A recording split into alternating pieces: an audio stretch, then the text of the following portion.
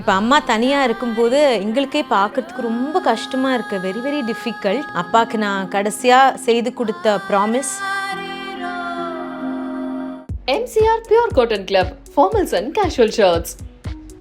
Adyar Ananda Pawan sweets and snacks மற்றும் A2B veg restaurant. உங்கள் பசியார எங்கள் ருசி பேசும். இந்த மோட்டிவேஷன்ன்ற வார்த்தை ஒரு கெட்ட வார்த்தை. இண்டிபெண்ட்டாக இருக்கிறது எப்படி அப்படிங்கிறத வந்து ஃபர்ஸ்ட்ல இருந்தே அவர் சொல்லி கொடுத்துருக்காரு. முடிஞ்ச அளவுக்கு உன் பிரச்சனைகளை நீயே ஹேண்டில் பண்ண பாரு. உன்னை பற்றி நீ தீர்மானிப்பது வேற உலகில் எவனும் தீர்மானிக்க முடியாது. அவர் இறந்த நாள்ல இருந்து இப்போ வரைக்கும் வியந்து பாக்குறது வந்து என்கிட்ட வந்து அவரை பத்தி பேசுறவங்க எல்லாருமே சொல்ற விஷயம், என்கிட்ட அவர் பர்சனலா ஒரு கான்டாக்ட்லயே இருந்தாரு, எனக்கு எப்பயுமே ஃபோன் பண்ணுவாரு, நலம் விசாரிப்பாரு, எங்க குழந்தைங்க கிட்ட பேசுவாரு. 200 பேர் கிட்ட இதே விஷயத்தை எங்கிட்ட ஷேர் பண்ணிருக்காங்க. உன் சோகம், உனது ஏமாற்றம், உனது அவமானம் இதுதான் உன்னை வழி நடத்தும். கிட்டத்தட்ட 18 மணி நேரம் வேலை பார்ப்பார். அந்த 70 வயசுலயும் 18 hours அவர் கண்டிப்பா வேலை பார்த்தே ஆகணும்.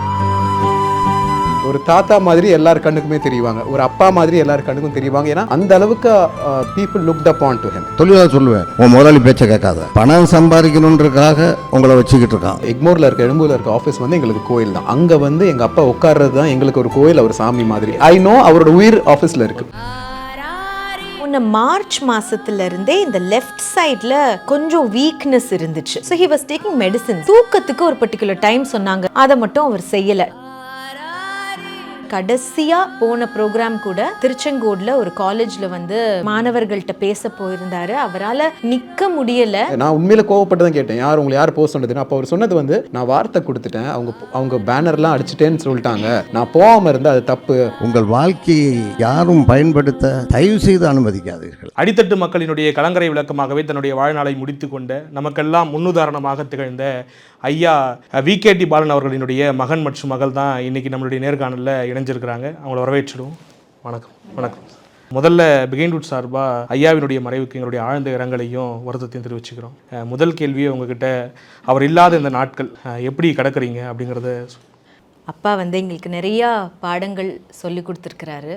அதில் அவர் இல்லாமல் இருக்கிறது எப்படின்றதும் ஒரு பாடமாக தான் இருந்திருக்குன்னு நான் நினைக்கிறேன். இண்டிபெண்ட்டாக இருக்கிறது எப்படி அப்படிங்கிறத வந்து ஃபஸ்ட்டில் இருந்தே அவர் சொல்லி கொடுத்துருக்காரு. முடிஞ்ச அளவுக்கு உன் பிரச்சனைகளை நீயே ஹேண்டில் பண்ண பாரு. ரொம்ப முடியலைன்னா என்ன பண்ணுறதுன்னு என்கிட்ட வந்து கேளு. ஏன்னா நான் தப்பு செய்கிறேன்னா அந்த தப்புலேருந்து திருந்தி நீயே கரெக்ட் பண்ணிக்கிறது எப்படிங்கிறதும் உனக்கு தெரியணும். ஒன்றொன்றும் நானே உன் கையை பிடிச்சிக்கிட்டு இருந்தா சரி வராது அப்படின்னு உண்மையாகவே எனக்கும் என் தம்பிக்கும் அவர் கையை பிடிச்சிக்கிட்டே இருந்தாரான்னு கேட்டிங்கன்னா கிடையாது. பிஸ்னஸில் தம்பியும் சரி, என்னோட வேலையில் நானும் சரி, முடிஞ்ச அளவுக்கு நாங்களே எங்கள் வேலையை பார்த்துருக்கோம். ஆனால் நீங்கள் சொன்ன அந்த கலங்கரை விளக்கம் அப்படிங்கிறது வந்து எங்களுக்கும் பொருந்தும் கண்டிப்பாக. ஏன்னா எந்த ஒரு விஷயத்தை பண்ணாலும் உடனே அப்பாவுக்கு ஃபோன் பண்ணி ஷேர் பண்ணுறது பெருசாக பாராட்டல மாட்டார். ஆனாலும் அவர்கிட்ட ஃபோன் பண்ணி ஷேர் பண்ணும்போது அவர் உள்வாங்கிப்பார். அது ஒரு 100 பேர்கிட்ட போய் சொல்லுவார்மா, என் பையன் இப்படி பண்ணுறான், என் பொண்ணு இப்படி பண்ணுறா.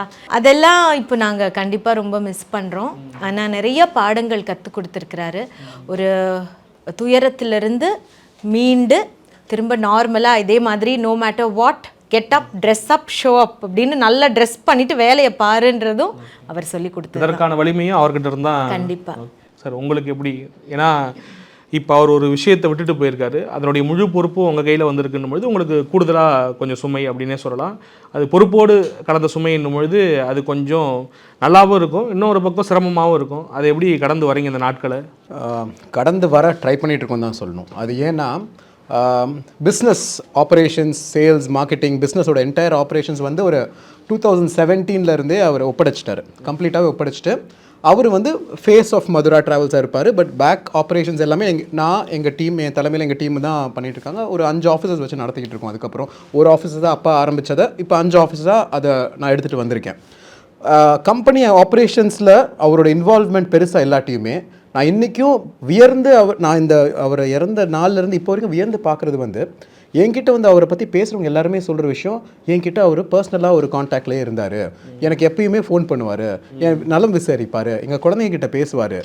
இவ்வளோ பெரிய PR நான் வந்து ஒருத்தர் 2 பேர் சொல்ல, என்கிட்ட இந்த கடந்த ஒரு 20 நாள்லேயே கிட்டத்தட்ட ஒரு 100-200 பேர்கிட்ட இதே விஷயத்தை எங்கிட்ட ஷேர் பண்ணியிருக்காங்க.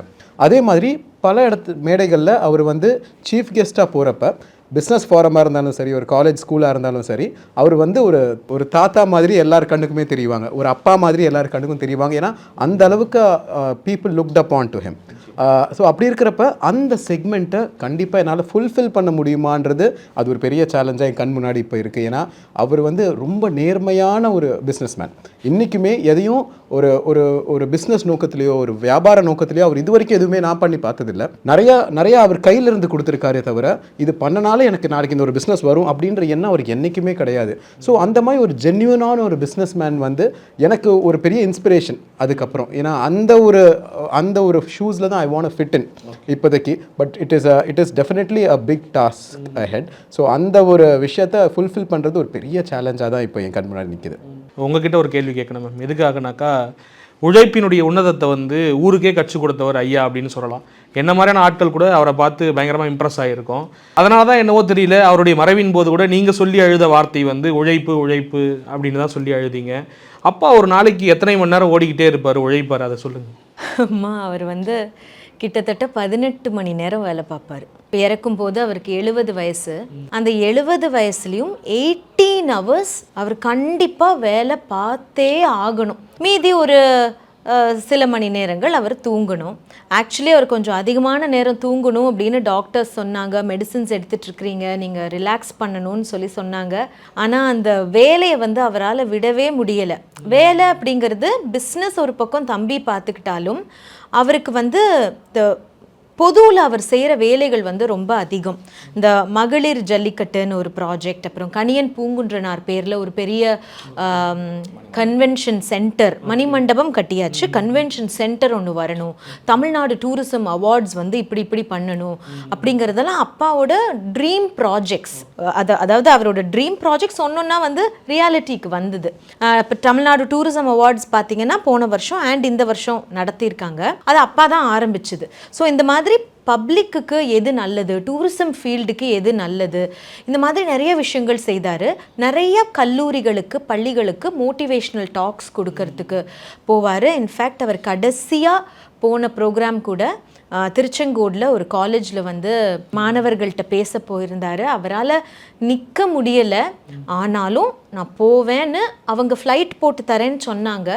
இல்லை, பேர்டன் கொடுக்கக்கூடாது ஒரு எஜுகேஷனல் இன்ஸ்டிடியூஷனுக்குன்னு சொல்லி இங்கேருந்து ட்ரெயினில் அம்மாவை கூட்டிகிட்டு அவர் ட்ரெயினில் தான் போனார். போய் அப்புறம் அங்கேருந்து அந்த ப்ரோக்ராமில் அவரால் முடிஞ்ச அளவு அவர் பேசினார். ஆனால் அதுக்கப்புறமா அவரால் எந்த ப்ரோக்ராமுமே பண்ண முடியலை. In fact he fell very very sick. So நாங்கள் வந்து ஒரு மகளாம்மா வெளியிலேருந்து பார்க்கும்போது ஐயா வந்து ஒரு பெரிய மோட்டிவேஷ்னல் ஸ்பீக்கர், அவர் உழைப்பாளி அதெல்லாம் சொன்னாலும் வீட்டில் இருக்கிறவங்களுக்கு எங்களுக்கு அப்பா ரெஸ்ட் எடுக்கணும், அப்பா ஹெல்த் நல்லா இருக்கணுங்கிறது நான் வந்து அவரோட நிறைய ஆர்கியூ பண்ணியிருக்கேன். ஏன் நீங்கள் உங்கள் உடம்பை பார்த்துக்க மாட்டீங்க? எல்லா மகள்களும் அப்படி தானே. எனக்கு டீனேஜ் குழந்தைங்க இருக்காங்க, எங்கள் அப்பா அம்மா இருக்காங்க, இவங்களும் எனக்கு டீனேஜ் மாதிரி, அவங்களும் எனக்கு டீனேஜ் மாதிரி. அதனால சில விஷயங்கள் வந்து போதும், நான் நல்லா வாழ்ந்துட்டேனே, நான் வந்து உங்களெல்லாம் கல்யாணம் பண்ணி கொடுத்துட்டேன், பிஸ்னஸ் நல்லா பார்த்துக்கிருக்கான் அவன், அதுக்கு மேலே எனக்கு என்ன இருக்குங்கிற மாதிரி அவருக்கு ஒரு தாட் இருந்தனால ஹெல்த்தை பார்த்துக்கலங்கிறது ஒரு வருத்தம் எனக்கு இருக்குது. ஆனால் அப்பா ரொம்ப சஃபர் பண்ணலை. He lived a very glorious life. அதே மாதிரியான மனநிலை உங்களுக்கும் இருக்கும், அப்பா கொஞ்சம் ஓய்வு எடுத்தால் நல்லா இருக்கும் அப்படின்ட்டு. ஆனால் இதில் உங்களுக்கு என்ன சிக்கல்னாக்கா, அவர் ஏற்கனவே பார்த்த நிறுவனத்தை நீங்கள் பார்த்துக்கிட்டு இருக்கீங்க, கொஞ்சம் தயங்கி சொல்ல வேண்டிய கட்டாயம் இருக்கும். அப்பா இங்கே வராதிங்க அப்படின்னு சொல்கிறது கூட யோசனையாக இருக்கும். அதை எப்படி டேக்கிள் பண்ணீங்க? அப்பா ரெஸ்ட் எடுப்பாரா உங்களுடைய பார்வையில்? வராதிங்கன்னு சொல்கிறதுக்கு யாருக்குமே ரைட்ஸ் இல்லை, இன்க்ளூடிங் மீ. ஏன்னா அது நான் இன்றைக்கும் சொல்லுவேன், அது எங்களுக்கு ஒரு கோயில். இப்போ சென்னையில் இருக்கிற எக்மோரில் இருக்க எழும்பூரில் இருக்க ஆஃபீஸ் வந்து எங்களுக்கு கோயில் தான். என்ன தான் பிரான்ச்சஸ் ஆரம்பித்தாலும், கார்ப்பரேட் ஆஃபீஸ் ஆரம்பித்தாலுமே அங்கே வந்து எங்கள் அப்பா உட்கார்றது தான் எங்களுக்கு ஒரு கோயில், ஒரு சாமி மாதிரி. இன்ஃபேக்ட் நாங்கள் என்ன பண்ணோன்னா ஒரு டைமுக்கு மேலே அவரால் ரொம்ப முடியலன்றப்ப ஆஃபீஸை அவருக்கு ஏற்ற மாதிரி கொஞ்சம் மாற்ற ஆரம்பித்தோம். அவரோட சேரை சோஃபாவை மாற்றினோம், அவரோட டேபிள் எல்லாமே. ஏன்னா ஐ நோ அவரோட உயிர் ஆஃபீஸில் இருக்குது. I don't want to miss that. ஏன்னா அது ஏன்னா அவர் கேட்க மாட்டாருன்னு தெரியும். அதே நேரத்தில் வேலை செய்ய விடாமல் தடுக்க முடியாது. அதனால நான் என்ன பண்ணேன்னா ஒரு டைமில் அவர் வந்துட்டு ஒரு மணி நேரம் அவரோட வேலையை பார்த்துட்டு படுத்துருவார். ஏன்னா அவருக்கு அங்கே தான் எல்லாமே. அப்படி இருக்கப்ப the office was changing according to his thing. So but ஆனால் அப்படி கொஞ்சம் கொஞ்சமாக சொல்லி ரெஸ்ட் எடுக்க சொல்லிட்டு இருந்தோம். இருந்தாலும் அவர் அந்த வயசுலையுமே அவர் தான் ஓனாக கார் ஓட்டுவார். ஒரு கட்டத்துக்கு மேலே என்ன ஆயிடுச்சுன்னா, அவருக்கு ஓட்டக்கூடிய கார் வேணும்னு சொல்லி ஒரு சின்ன பேட்டரி கார் வாங்கி அதை ஓட்டிக்கிட்டு இருந்தார். பிகாஸ் அவருக்கு சில விஷயங்கள்லாம் அவராக பண்ணணும்னு ஆசை. He didn't want to ask help with someone else and he always thought this is what is getting me. நான் இதுக்கெல்லாம் ஆள் வச்சா I will lose my thing அப்படின்ற மாதிரி இருந்தாலும் வருத்தம் இருக்கும் ஒரு இடத்துல. நான் we were all worried. எங்களுக்கு உண்மையிலே இந்த திருச்சாங்கோடு போயிட்டு வரப்பெல்லாம் அது ரொம்ப வருத்தம். என்னடா அவர் கேட்க மாட்டேங்கிறாரு, அவர் கேட்கணுமே. பட் அகெயின் அவர் எனக்கு திருச்சாங்கோடு விஷயத்தையும் நான் உண்மையிலே கோவப்பட்டு தான் கேட்டேன், உங்களை யார் போக சொன்னதுன்னு. அப்போ அவர் சொன்னது வந்து, நான் வார்த்தை கொடுத்துட்டேன், அவங்க பேனர்லாம் அடிச்சிட்டேன்னு சொல்லிட்டாங்க, நான் போகாமல் இருந்தால் அது தப்பு, அவங்க பசங்களாம் எதிர்பார்த்துட்டு இருப்பாங்க அப்படின்ற மாதிரி. ஸோ லிட்ரலி அவருக்கு வந்து அவரோட commitment was more important than anything else. அவர் எப்போவுமே சொல்கிற அந்த நாணயம் உண்மையாகவே எனக்கு மற்றவங்களை பற்றி தெரியாதுமா, ஆனால் கேமரா முன்னாடி ஒன்று பேசிட்டு வாழ்க்கையில் வேற ஒன்று செய்கிற ஒரு ஆள் எங்கள் அப்பா கிடையவே கிடையாது. அவர் என்ன ஒரு விஷயத்த கேமரா முன்னாடி சொன்னாரோ அதை தான் எப்போவுமே செய்து காட்டுவார். வெளியில் இருக்கிற எங்களுக்கும் தெரியும், அவர் கூட பழகிறவங்களுக்கும் தெரியும். அதே அந்த நாணயம், நான் சொல்லிட்டேன், வாக்கு கொடுத்துட்டேன், எனக்கு உடம்பே முடியாட்டியும் பரவாயில்ல, நான் திருச்செங்கோடு வருவேன், நான் அந்த ப்ரோக்ராமில் நின்று பேசுவேன் அப்படின்னு போயிட்டு வந்தார். இப்போ ஐயா வராருன்னா எங்களுக்கெல்லாம் கொண்டாட்டம். இப்போ கடைசியாக பிஸ்னஸ் சம்மிட்டுக்கு வந்தார். அவருடைய 1.5 மணி நேரம் உரையாடல்னு நினைக்கிறேன், கிட்டத்தட்ட அது ஸ்பீச் கூட கிடையாது, எங்கள் கூட உரையாடினார். அங்கே வந்திருந்த மாணவர்களுக்கெல்லாம் ஒரே ஆச்சரியம். நேரடியாக மேடையில் கூப்பிட்டு பேசுகிறதா இருக்கட்டும், அவங்கள பக்கத்தில் நிற்க வச்சு உங்கள்கிட்ட எவ்வளோ கான்டாக்ட்ஸ் இருக்குது, நிறைய தொடர்புகளை ஏற்படுத்திக்கிங்க அப்படின்ற மாதிரி சொன்ன விஷயங்கள்லாம் நிறைய ரசித்து பார்த்தோம். கடைசி கட்டத்தில் நீங்கள் சொன்னீங்க பொது சமூகத்துக்கு என்ன தேவை, அதில் என்ன பெட்டராக பண்ணலாம் அப்படிங்கிறதையும் யோசிச்சிருக்காரு. அப்படி இருக்கக்கூடிய சூழலில் அப்பா உடல் ஆரோக்கியத்தோடு தான் இருந்தாரா, இல்லை கடைசி காலத்தில் கொஞ்சம் கஷ்டம் ஏதாவது சிரமம் இருந்ததா? இல்லை, அவருக்கு வந்து போன மார்ச் மாதத்துலேருந்தே இந்த லெஃப்ட் சைடில் கொஞ்சம் வீக்னஸ் இருந்துச்சு. So he was taking medicines. அவர் மெடிசின்ஸ் எடுத்துகிட்டு இருந்தார், டயட் கொடுத்தாங்க, அந்த டயட்டும் ஃபாலோ பண்ணார். தூக்கத்துக்கு ஒரு பர்டிகுலர் டைம் சொன்னாங்க, இந்த மெடிசன் எடுத்திங்கன்னா இந்த டைம் டு இந்த டைம் தூங்கணும் அப்படின்னு சொன்னாங்க. அதை மட்டும் அவர் செய்யலை. ட்ராவலிங் கொஞ்சம் குறைச்சிக்க சொன்னாங்க, அதுவும் கொஞ்சம் செய்யலை. என்னதான் இருந்தாலும் டாக்டர்ஸ் சொல்கிறதையும் கொஞ்சம் கேட்கணும் இல்லையா? தனிப்பட்ட முறையில் உங்கள் 2 பேருக்கும் ஒரு இழப்புனாக்கா அம்மாவுக்கு இன்னும் கூடுதலாக வழியை தந்திருக்கக்கூடிய விஷயமா இருக்கணும். ஏன்னா அப்பாவினுடைய ட்ராவலுங்கிறது வந்து ஃப்ரம் த ஸ்க்ராட்ச்லேருந்து ஆரம்பித்து அம்மாவும் அப்பாவும் சேர்ந்து வளர்ந்துருக்குறாங்க. இந்த மாதிரியான வாய்ப்புகள் ஒரு சிலருக்கு தான் அமையும். அம்மா எப்படி இருக்காங்க இப்போ? அம்மாவை தேர்ச்ச முடியுதா? வெளில வந்துட்டாங்க. அம்மா வந்து ஐ டெல் யூ வைஃப், இப்போ அம்மா வந்து ஹோம் மேக்கர்ன்றவாங்க, ஹவுஸ் ஒய்ஃப்னாங்க. எனக்கு தெரிஞ்சு அப்படி கிடையாது. ஏன்னா அப்பா ஆரம்பிக்கிறப்ப, ஆஃபீஸ் ஆரம்பிக்கிறப்ப அயட்டான்ற லைசன்ஸ் வாங்கணும். அப்போ அந்த படித்தவங்களுக்கு அந்த அயட்டா லைசன்ஸ் வாங்குறதுக்கு ஒரு அட்லீஸ்ட் 2 பேர் லைசன்ஸ் ஹோல்டராக இருக்கணும்.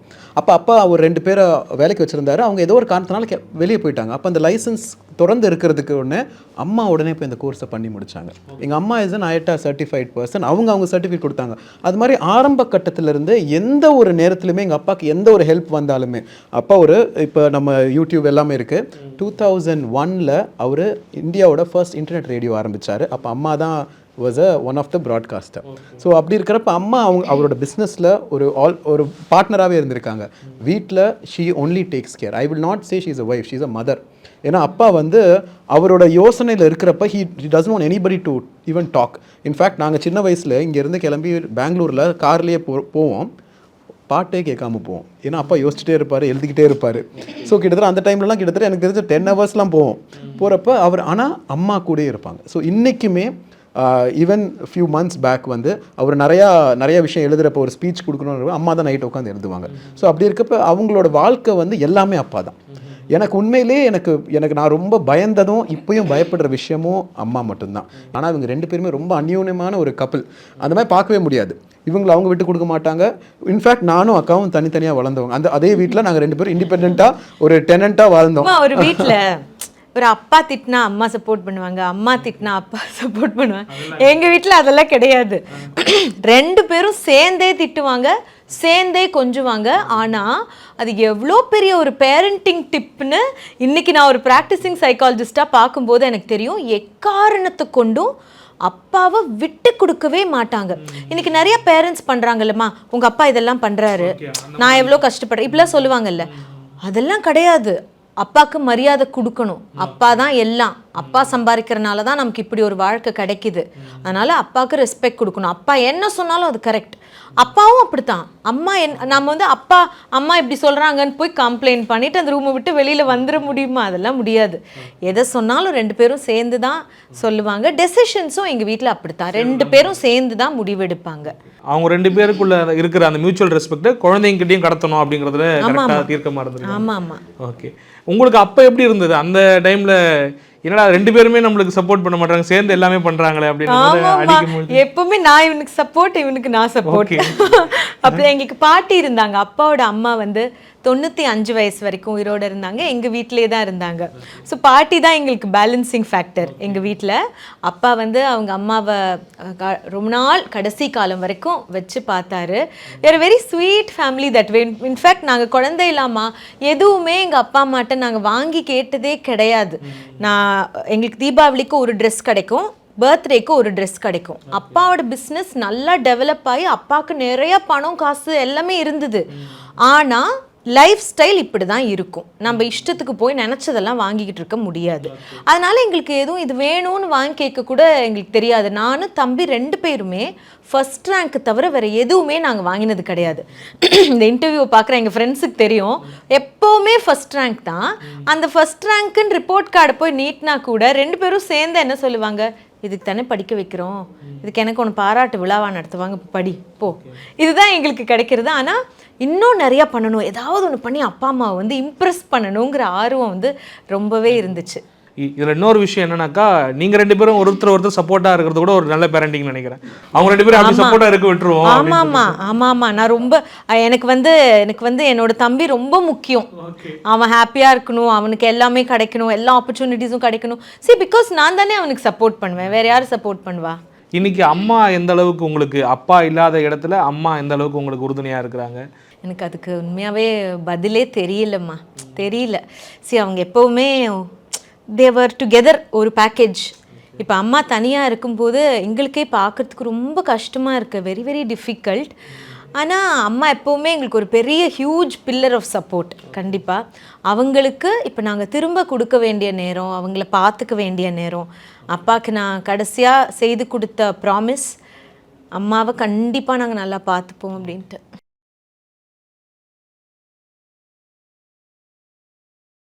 MCR Pure Cotton Club, formals and casual shirts.